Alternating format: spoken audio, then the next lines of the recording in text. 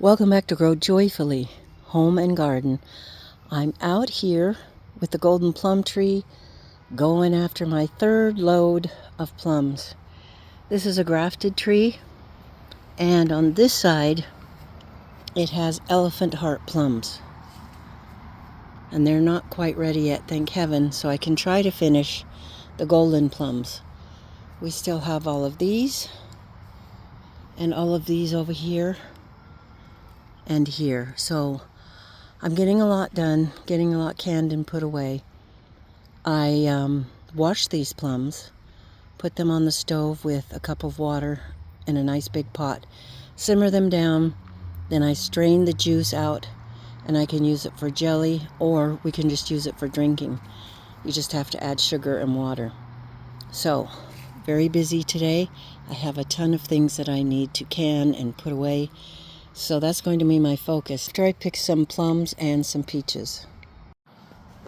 That's all I'd better take in for today. I have enough on my list to accomplish today that would take 4 days to accomplish. So I'm going to call it here with the golden plums. We're going to pick some peaches, and then I'd better get in the house and start processing them. Some of the pears are ready, and some of the apples are starting to fall off this little espalier tree, which has not been properly cut and tied up. As you can see, more and more things. Why my husband and I are thinking it's time to pare back. And here's the raspberries, which need to be tied up. I just came by to make sure all this stuff was getting water in amongst all the weeds. I might have a few ears of corn that grow. There are a couple of watermelon plants down in this little patch that's getting weedy. And they're so far behind, I don't anticipate any good fruit from them. The cucumbers, I just sent my gardening bag in with my son, and I should have kept it because these need to be tied up and they're still in the shade. So I think I'm going to go back and get my gardening bag. Okay, so these guys all have water and they're looking all right. Time to move on. This yellow flesh watermelon is doing very well. Other than the one that's in the main garden in the little square bed, this is probably in the best shape. I see a little one right there. Again, I don't know how much it can grow in 6 weeks. I guess we'll find out. But even if they're edible at all, I am going to be thrilled. So there could be all sorts of stuff in here. One thing I'm glad about is we don't have to worry about snakes here. Now we do have rattlesnakes up in the foothills a little farther, and you would want to watch there. I don't think they're a big problem. You just have to be aware. But as for digging around in the garden like this and big green patches, you don't have to worry about snakes, and for that I'm grateful. You might see a little garter snake, and other than that, that's it. So that's good. And for the people that do have to deal with that, I'm very sorry. It must be terrifying.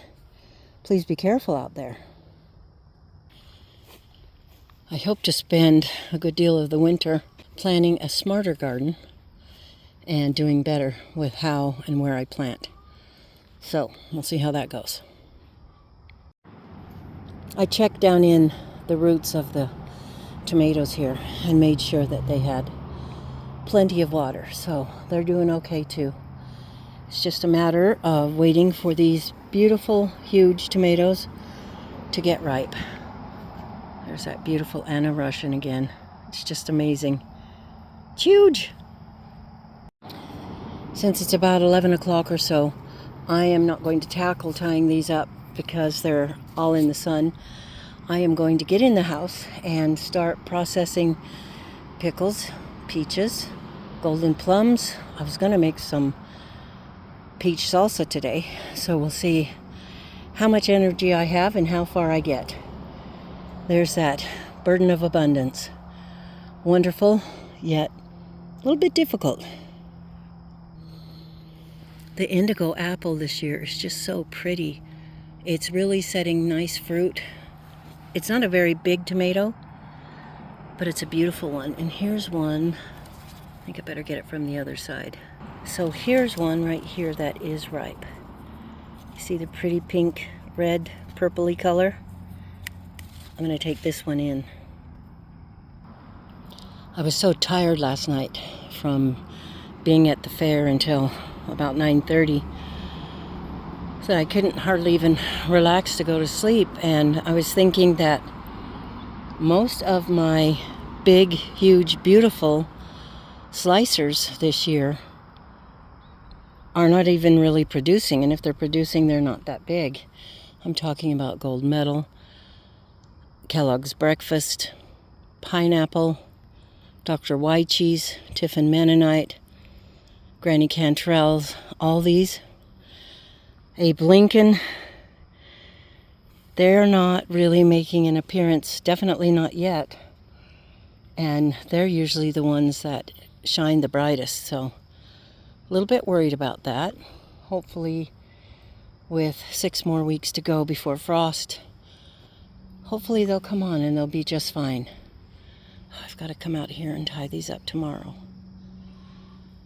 That is definitely on the list. For today, I'm going to stay in the house and work and clean and process. Thank heavens for the shade to stand in and to work in. It's really a wonderful thing. When we moved here, the only thing we had on this place were a few of these junk trees. And every other tree here we have planted because of the heat we get down here. Easily in the summer, especially August. We're in the high 90s and 100s. This year's a little bit better. Not quite as high, not quite as horrible, and for not quite as long. But it's up there, and you've got to be able to get out and work early or be able to work in the shade. But you intentionally put your garden out where there's no shade, so it's kind of a catch-22 situation. I have to get in the house and do some canning, as I said, and I'm going to end the video here. It's not a very long one today, but I hope you've learned something, and I hope you've enjoyed the video, and I hope you'll come back again and see me. Thanks for stopping by. We'll see you on the next video.